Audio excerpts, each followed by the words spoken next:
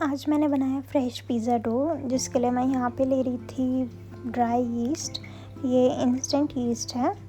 तो यहाँ मैंने 2 बोल्स रखे थे, एक में मैं मिक्स करने वाली थी ड्राई इंग्रेडिएंट्स, एक में वेट इंग्रेडिएंट्स। तो यहाँ पे मैंने 1 टेबलस्पून यीस्ट जो है मैं डाल रही थी बोल में। यीस्ट डालने के बाद मैं यहाँ पे डालूँगी शुगर थोड़ा सा। यहाँ पे मैं शुगर डाल रही हूँ बोल में। ये भी आपको 1 टेबलस्पून लेना है।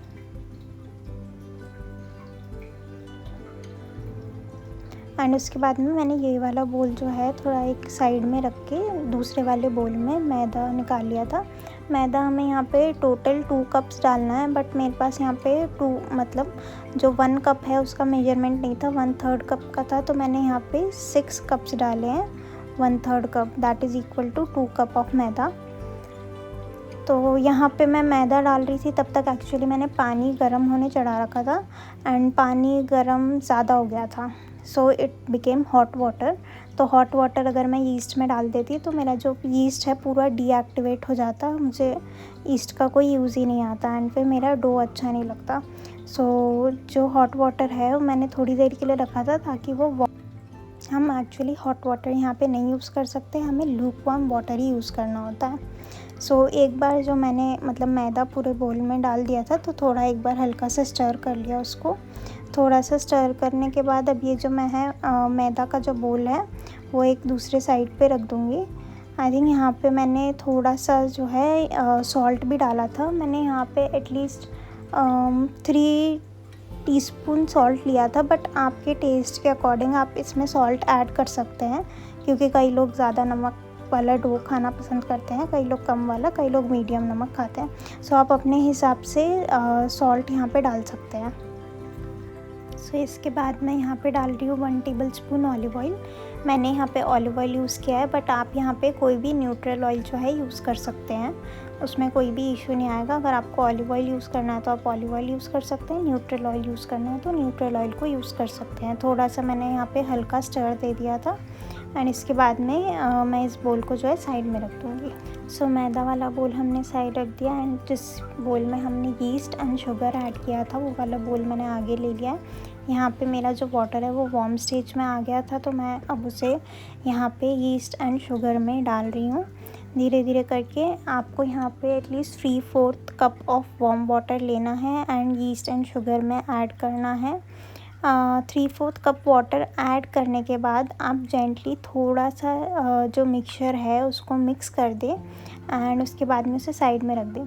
सो मैंने यहाँ पे इंस्टेंट यीस्ट यूज़ किया है, तो मैं इसे लाइक 2 to 3 मिनट्स के लिए ढक के साइड में रखूँगी। लेकिन अगर आप इंस्टेंट यीस्ट यूज़ नहीं कर रहे हैं तो आपको थोड़ा सा उसे टाइम देना पड़ेगा। थोड़ा सा हल्का स्टर करने के बाद उसे आपको 8 to 10 मिनट्स के लिए एटलीस्ट रेस्ट के लिए रखना होगा। बट यहाँ पे जो मेरा इंस्टेंट यीस्ट था इसीलिए मैंने 2 मिनट्स यहाँ पे रखा है। सो यीस्ट वाले मिक्सचर को ढक के साइड में रखने के बाद मैंने जो हमारा जो मैदा वाला मिक्सचर था जिसमें हमने थोड़ा सा ऑलिव ऑयल एंड सॉल्ट ही डाला था पहले, उसको मैंने आगे ले लिया। अब यहाँ पे मैं हल्के हाथ से धीरे धीरे जो है मिक्स करूँगी यीस्ट एंड इसमें यीस्ट वाला जो मिक्सचर है हमने जो अभी बनाया था साइड में रखा था 2 मिनट्स के लिए, उसे मैं यहाँ पे धीरे धीरे इसमें डालूँगी एंड मिक्स करते जाऊँगी। सो यहाँ पे मैं स्पैचुला से मिक्स कर रही हूँ क्योंकि मेरा ट्राइपॉड लगा था। तो बेसिकली आपको यहाँ पे हाथ से ही मिक्स करना है, क्योंकि आप जब फर्स्ट टाइम आप मिक्स करेंगे मैदा का बैटर, सो थोड़ा सा आपके लिए डिफ़िकल्ट होगा स्पैचुला से करने के लिए। सो यहाँ पे मुझे वीडियो बनाना था एक्चुअली, इसलिए मैंने यहाँ पे स्पैचुला से किया है थोड़ा थोड़ा। सो ज़रूर ध्यान में रखनी है कि आपको एक साथ पूरा जो है यीस्ट का मिक्सचर इस मिक्सचर में नहीं डालना है मैदा वाले। आपको धीरे धीरे थोड़ा थोड़ा लेना है एक बार में एंड फिर मिक्स करना है। जैसे आपने एक बार थोड़ा सा मिक्सचर ले लिया, फिर आपने मैदा को मिक्स किया, फिर आपने एक बार थोड़ा सा ले लिया, फिर आपने मैदा को मिक्स किया एंड थर्ड टाइम में आपने जो बचा हुआ मिक्सचर है यीस्ट वाला वो ले लिया एंड वो मैदा के मिक्सचर में डाल के उसे मिक्स कर दिया। सो आपको धीरे धीरे प्रोसेस फॉलो करनी है। अगर आप एक बार में पूरा ऐड करेंगे तो आपको इसे मिक्स करने में बहुत ज़्यादा दिक्कत आने वाली है। सो यहाँ पे मैं अपना स्पैचुला थोड़ा सा क्लीन कर रही हूँ एंड स्पैचुला थोड़ा क्लीन करने के बाद मैं यहाँ पे स्पैचुला हटा दूँगी। थोड़ा सा मेरा यीस्ट का मिक्सचर और बचा था तो वो भी ऐड कर लेंगे। सो यहाँ पे हम देख सकते हैं कि मैं धीरे धीरे ही मिक्स कर रही हूँ। यहाँ इस स्टेज पे हमें कोई भी जल्दीबाजी नहीं मचानी है। अगर हम ज़्यादा जल्दी करने की कोशिश करेंगे तो हमारा जो ये पूरा मिक्सचर हम बना रहे हैं ये अच्छे से मिक्स नहीं होगा एंड जो हमें टेस्ट चाहिए वो भी उतना अच्छा नहीं आएगा। सो यहाँ पे ज़्यादा जल्दीबाजी नहीं करनी है, धीरे धीरे ही हमें सारा काम करना है। एंड थोड़ा सा जो लास्ट का यीस्ट का वाटर था मैंने इस मिक्सचर में डाल दिया है। अब मैं इसे मिक्स कर रही हूँ एंड ये थोड़ा बहुत मिक्स होने के बाद स्पैचुला क्लीन करके हम इसे साइड में रख देंगे।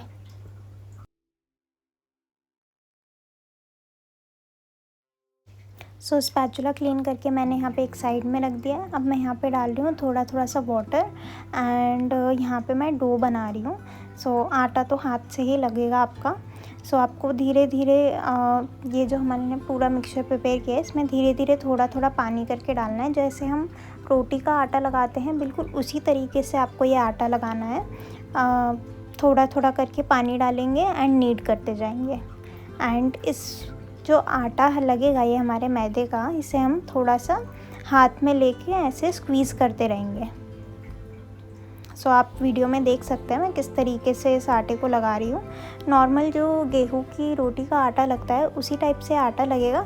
बस आपको इसमें अलग क्या करना है कि बीच बीच में इस आटे को आपको ऊपर उठा लेना है हाथ में एंड थोड़ा हल्का स्क्वीज़ करते जाना है एंड वापस से बोल में रख के इसे नीड करना है। यही बस एक डिफरेंस है, बाकी कोई भी डिफरेंस नहीं है। आपको नॉर्मल आटे की तरह ही इस आटे को लगाना है।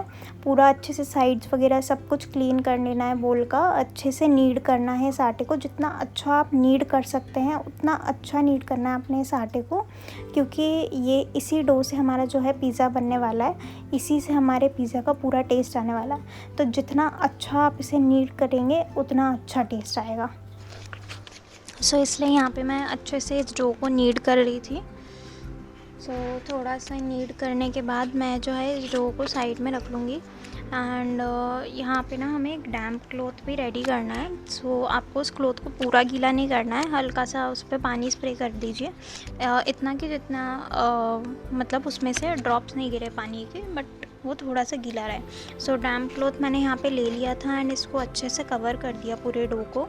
इस डो को कवर करने के बाद प्रॉपर्ली अब मैं इसे रखने वाली हूँ माइक्रोवेव के अंदर। ध्यान रखें माइक्रोवेव आपको यहाँ पे कुछ ऑन नहीं करना है, सिर्फ आपको बंद माइक्रोवेव में इसे रख देना है। सो इससे क्या होगा, हमारा डो जो है वो फर्मेंट अच्छे से हो जाएगा अगर हम इसे वार्म प्लेस पे रखेंगे। अगर आपके पास माइक्रोवेव या ओवन नहीं हो तो आप किसी भी कबर्ड के अंदर इसे रख दीजिए। एक वार्म प्लेस होनी चाहिए जस्ट। तो मैंने यहाँ माइक्रोवेव के अंदर इसे रख दिया है एंड जब तक मेरा डो फर्मेंट होगा यहाँ हम तैयारी कर लेते हैं हमारी पिज़्ज़ा सॉस की। यहाँ पर मैंने ले लिए हैं 3 टमेटोज़, एक मैंने यहाँ पे प्याज ले लिया है। पिज़्ज़ा मिक्स एक्चुअली मैंने मिक्स करके रखा है अलग कटोरी में, तो ये मैंने साइड में हटा दिया यहाँ से। सो यहाँ पे है ये थोड़ी सी आपको ये लेनी है गार्लिक। उसके बाद में यहाँ पे मैंने मिक्सचर ऑलरेडी बना रखा था, इसमें पिज़्ज़ा मिक्स, ऑरिगेनो और चिली फ्लेक्स हैं। एंड देन आपको थोड़ी सी सॉस भी लेनी है। यहाँ पे मैंने 1 टेबलस्पून सॉस ली है एंड यहाँ पे थोड़ा सा सॉल्ट एंड थोड़ी सी चीनी जो है वो मैंने मिक्स करके एक अलग से रख दी है। एंड यहाँ पे ये है ऑलिव ऑयल। ऑलिव ऑयल मेरे पास थोड़ा कम बचा था बट हमारा काम हो जाए उतना ऑलिव ऑयल था इसमें। सो उसके बाद आपको क्या करना है कि जो टमेटोज़ है वो टमेटोज़ आपको लेने हैं और उस पर क्रॉस बनाना है। जैसे मैं इस तरीके से बना रही हूँ, उस पर पीछे की साइड आपको क्रॉस बनाना है। तीनों टमेटोज़ पे हम ये सेम प्रोसेस रिपीट कर लेंगे। तो इससे क्या होगा कि आपको आपके जो टमेटोज़ हैं वो अच्छे से अंदर से बॉईल हो पाएंगे, क्योंकि हम जो पिज़्ज़ा सॉस बनाएंगे उसके लिए हमें टमेटोज़ बॉईल करने होंगे। तो इससे क्या होगा, टमेटोज़ अच्छे से बॉईल भी हो जाएंगे एंड आपको दिखेगा भी कि वो अंदर से पक गए हैं। एंड इनकी जब स्किन पील होना स्टार्ट हो जाएगी वो भी आपको समझने में आसानी रहेगी। वो हम आगे देखते हैं कि कैसे करना है।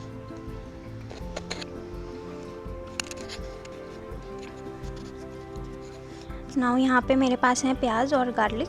सो इस गार्लिक एंड प्याज को भी मैं अच्छे से फाइनली चॉप कर लूँगी छील के। यहाँ पे मैंने ले लिया था एक यूटेंसिल, एंड यूटेंसिल में आपको तीनों जो टमेटोज़ हमने क्रॉस बनाया था जिसमें, वो तीनों टमेटोज़ आपको यहाँ पे डाल देने हैं। एंड यहाँ पे मैं इसे पकाऊंगी मीडियम फ्लेम पे अराउंड 10 to 12 मिनट्स तक।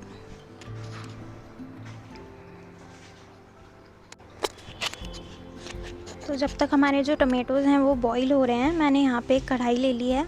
इसमें मैं थोड़ी सी हमारी जो पिज़्ज़ा सॉस है उसकी तैयारी शुरू कर दूँगी। तो यहाँ पे सबसे पहले मैं डालूँगी 1 टेबलस्पून ऑलिव ऑयल। सो ऑलिव ऑयल आप अपने हिसाब से डाल सकते हैं। कई लोग कम तेल खाना पसंद करते हैं, कई ज़्यादा। लेकिन आपको तेल कम ही खाना चाहिए, तो उसके अकॉर्डिंग आपको थोड़ा ही तेल यहाँ पे लेना है। एंड ऑलिव ऑयल यहाँ ज़रूरी नहीं है, आप कोई भी न्यूट्रल ऑयल भी यूज़ कर सकते हैं। ऑलिव ऑयल के बाद यहाँ पे मैं जो हमने चॉप करके गार्लिक रखा था, वो गार्लिक को मैं यहाँ पे डाल दूँगी। थोड़ा सा मैं गार्लिक को सौते कर लूँगी। इसके बाद में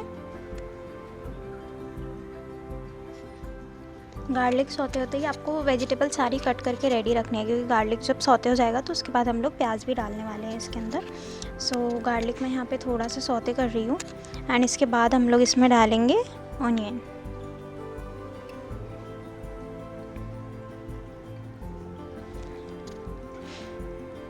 थोड़ा सा वेट करेंगे जब तक गार्लिक थोड़ा सा लाइट ब्राउन कलर का हो जाएगा।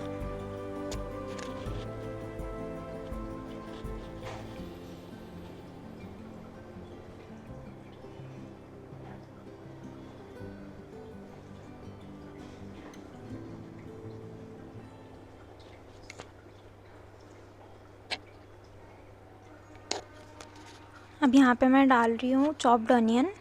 एक ही ऑनियन हमने लिया था, उसे मैं डाल दूँगी यहाँ पे। एंड डालने के बाद फिर से हम लोग इसे सौते कर लेंगे। सौते भी ऑनियन को भी हम तब तक ही करेंगे जब तक वो एकदम लाइट ब्राउन कलर का हो जाता है, तब तक हम ऑनियन को सौते करेंगे एंड फिर उसके बाद का प्रोसेस करेंगे।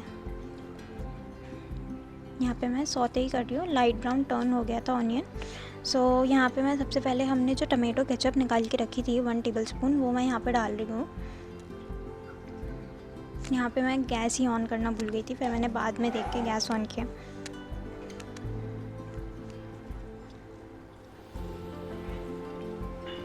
सॉस को डालने के बाद हम लोग अच्छे से मिक्स कर लेंगे वेजिटेबल्स के साथ में।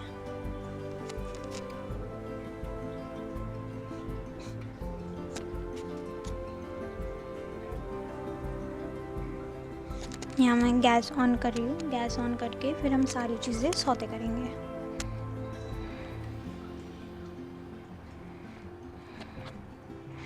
इस टाइम पे आपको ध्यान रखना है कि आपको ये जो अपना वेजिटेबल्स हैं इनको स्टर करते रहना है, क्योंकि अगर आप छोड़ देंगे, क्योंकि सॉस है अब उसमें, तो आपकी जो सॉस है उसे जलने का डर रहता है। जैसे ही आपने सॉस डाल दी एक बार, तो आपको स्टर करते ही रहना है एंड बीच थोड़ा उसके बाद जब मिक्स हो जाए उसके बाद उसे छोड़ना है। तो यहाँ पे मैं हमारा जो मिक्स था oregano, chilli flakes and pizza mix का, वो मैंने डाला है। उसको भी हम अच्छे से मिक्स कर लेंगे।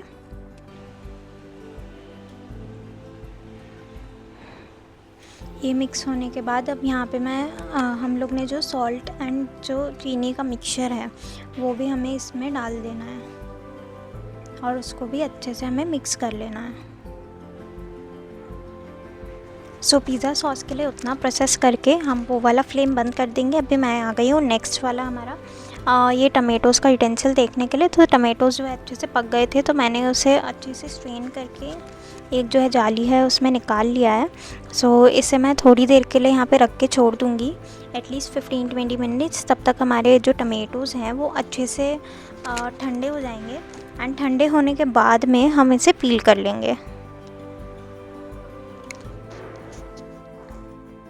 यहाँ पे मेरे टमेटोज़ अच्छे से कुक हो गए थे, तो मैंने यहाँ पे स्किन निकाल के थोड़ा सा देखा। अगर आपको टमेटोज़ बहुत ज़्यादा सॉफ्ट लग रहे हो, थोड़ा सा इसमें मशी टेक्सचर आ गया हो, तो मतलब आपके टमेटोज़ अच्छे से पक गए हैं एंड स्किन ईज़िली पील हो रही है। स्किन को पील कर लेने के बाद हम टमेटोज़ को कट भी करने वाले हैं, मोटा मोटा, फाइनली चॉप नहीं करेंगे। एंड यहाँ पे मैं स्किन निकाल रही हूँ टमेटोज़ की। अगर आप चाहें तो आप विदाउट ये स्टेप फॉलो किए भी टमेटो सॉस बना सकते हैं। अगर आपको अपनी सॉस में थोड़ा सा दरदरा टाइप का जो टेक्सचर है वो चाहिए तो ही आप ऐसा करें। अगर आपको अपनी सॉस एकदम स्मूथ चाहिए तो आपको टमेटोज़ की स्किन को पील करके ही पिज़्ज़ा सॉस बनानी है। एंड अच्छे से चेक कर लेना है कि कोई भी पार्टिकल टमेटो स्किन का टमेटोज़ पे नहीं है। उसके बाद हम आगे का प्रोसीजर फॉलो करेंगे। यहाँ पे मैंने टमेटोज़ कट कर लिए थे।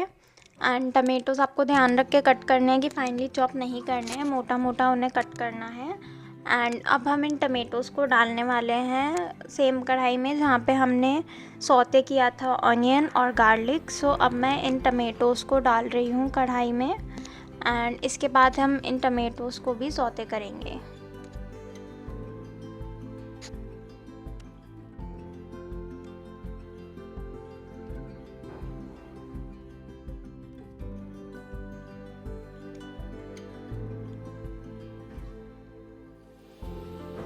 सौते करते करते थोड़ा थोड़ा टमेटोज़ को मैश करना स्टार्ट कर देना है। यहाँ पे जितना हो सकता है उतना हल्के हाथों से हम मैश करेंगे। और मैश मतलब पूरा मैश नहीं करना है, हमें जस्ट हल्के हाथों से टमेटोज़ को थोड़ा पुश करना है ताकि वो स्लाइटली मशी हो जाए।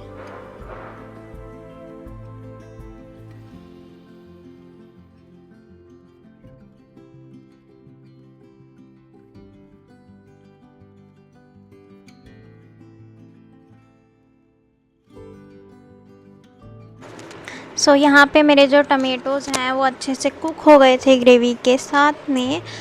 नाउ हम इसे निकालेंगे मिक्सर के पॉट में। निकालने के बाद थोड़ा हल्का स्टर करके इवनली स्प्रेड कर देंगे मिक्सर के यूटेंसिल में।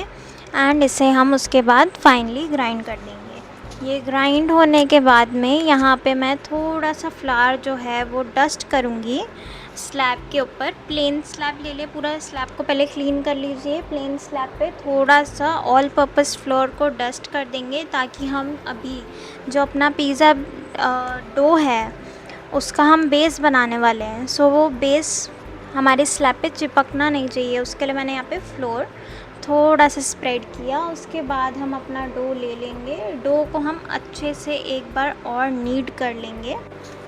ध्यान रहे आपको नीड करते टाइम बहुत अच्छे से इसे मूव करना है। अपना हैंड पहले ऊपर लेना है, फिर नीचे लेना है, फिर अपना हैंड ऊपर लेना है, फिर नीचे लेना है। यही आप प्रोसीजर फॉलो करेंगे तो आपका जो बेस है वो बहुत ज़्यादा अच्छा बनेगा। यहाँ पे मैंने फिर हाथ ऊपर लिया, फिर अपना एक हाथ नीचे ले लिया, फिर हाथ ऊपर लिया, फिर एक नीचे ले लिया, फिर ऊपर लिया, फिर नीचे ले लिया। यही प्रोसेस आपको बहुत बार रिपीट करना है तो ही आपका पिज़्ज़ा बेस जो है बहुत ज़्यादा फ्लफ़ी और अच्छा बनने वाला है। ये प्रोसेस कम से कम 5 मिनट तो एटलीस्ट आप कीजिएगा। नाउ ये प्रोसेस करने के बाद में अब मैंने एक बेलन ले लिया है। रोटी के टाइप से इसे हम पूरा गोल बनाने की कोशिश करेंगे। वैसे मैं इतनी रोटियां बनाती नहीं हूँ, मेरा पूरा गोल पिज़्ज़ा बेस एग्जैक्ट नहीं बना था, फिर भी एक अच्छा शेप मैंने दे दिया था अपने पिज़्ज़ा को। यहाँ पे अच्छे से रोल कर लेंगे डो को। एंड ध्यान रखें कि साइड्स मोटी रखनी है एंड बीच में से डो पतला हुआ तो चलेगा, बट आपके जो साइड्स हैं वो मोटे होने चाहिए तो आपका बेस बहुत अच्छा बनेगा। ये हो गई फ्रेश डो पिज़्ज़ा की बात। अगर आप पिज़्ज़ा बेस ही घर पे बना रहे हैं वो भी कुक्ड वाला, उसमें आप मेरी एडवाइस बिल्कुल मत फॉलो कीजिएगा। उसमें आपको साइड से बेलना होता है एंड बीच मोटा रखना होता है। लेकिन यहाँ पे हम फ्रेश डो पिज़्ज़ा बना रहे हैं इसमें आपको साइड्स को मोटा रखना है एंड बीच में से अगर ये पतला हुआ तो चलेगा। यहाँ पे मैंने ले लिया है अपना डो। एंड डो को बनाते टाइम ही जब हम गोल बेल रहे हैं उसी टाइम ही मैं धीरे धीरे साइड से शेप देना स्टार्ट कर दूँगी। आप देखेंगे तो मैं अपने फिंगर्स का यूज़ करके साइड से शेप दे रही हूँ बार बार। इसको रोल अच्छे से कर लेंगे।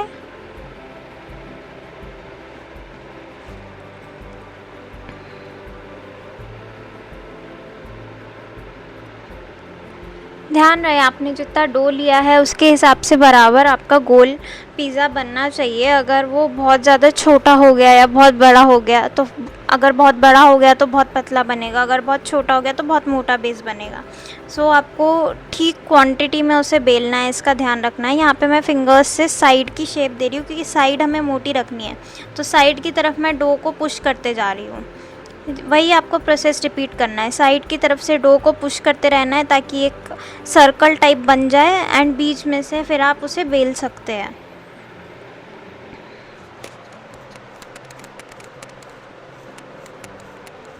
एंड बीच में अगर आप बेल नहीं पा रहे हैं, सो यहाँ पे मैं अपने हैंड्स का यूज़ करके बीच में से इसे प्रेस कर रही हूँ एंड देन साइड में शेप दे रही हूँ, फिर प्रेस कर रही हूँ, फिर साइड में शेप दे रही हूँ।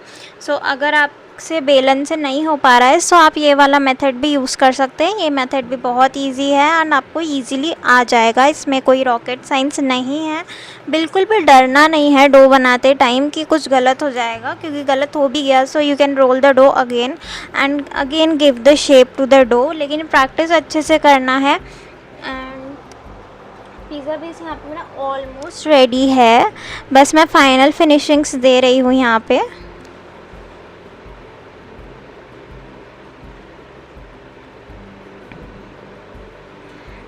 तो साइड से बहुत बहुत अच्छे से शेप देंगे, केयरफुली ये स्टेप्स हम फॉलो करेंगे तो हमारा पिज़्ज़ा बहुत अच्छा बन जाएगा।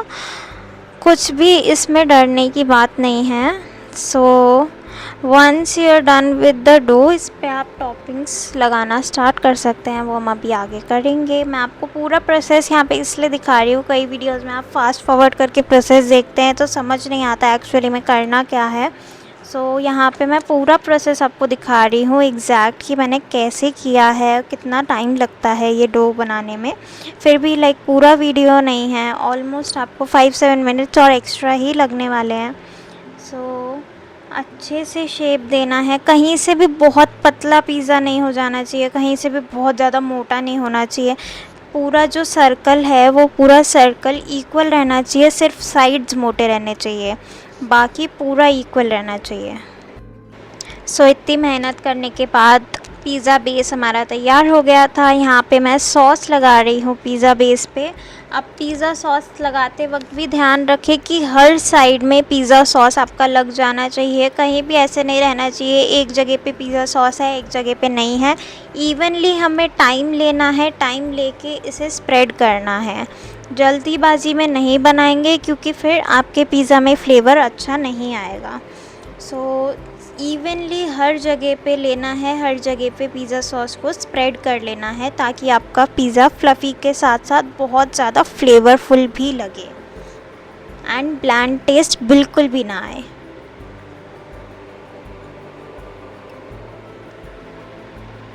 एंड क्वांटिटी भी आपको ध्यान रखनी है, ज़्यादा ओवर नहीं होनी चाहिए, ज़्यादा कम भी नहीं होनी चाहिए, एकदम exact quantity of pizza sauce आपको लगा लेनी है अपने पिज़्ज़ा बेस के ऊपर।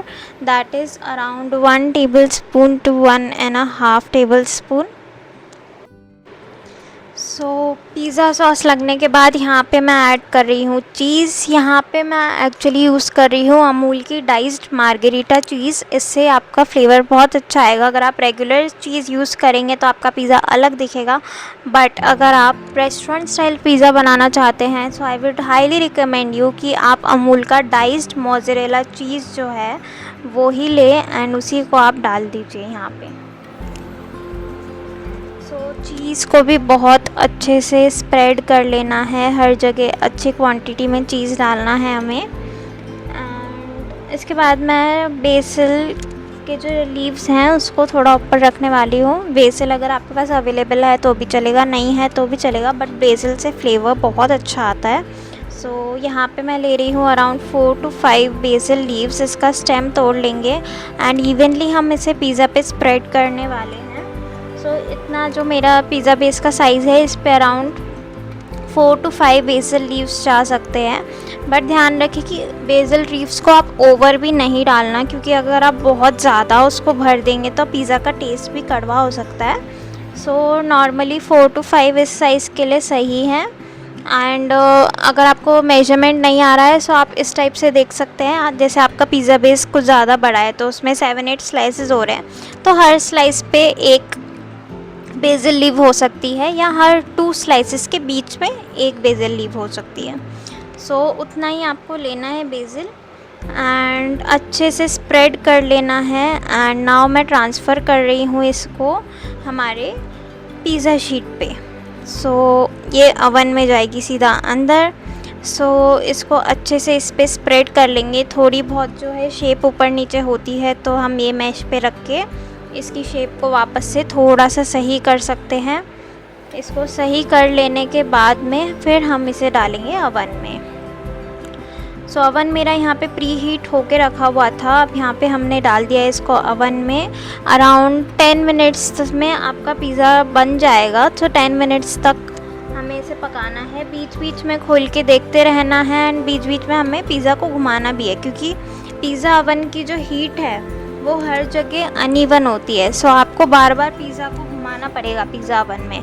सो पिज़्ज़ा हमारा निकल के देखिए कितना ज़्यादा फ्रेश और अच्छा लग रहा है। यहाँ हमने कट कर लिए 4 slices and now our fresh dough pizza is ready. ये मार्गरीटा पिज़्ज़ा है, आप अपने पसंद के टॉपिंग्स डाल सकते हैं। अगर वीडियो अच्छी लगी हो तो please like, share and subscribe.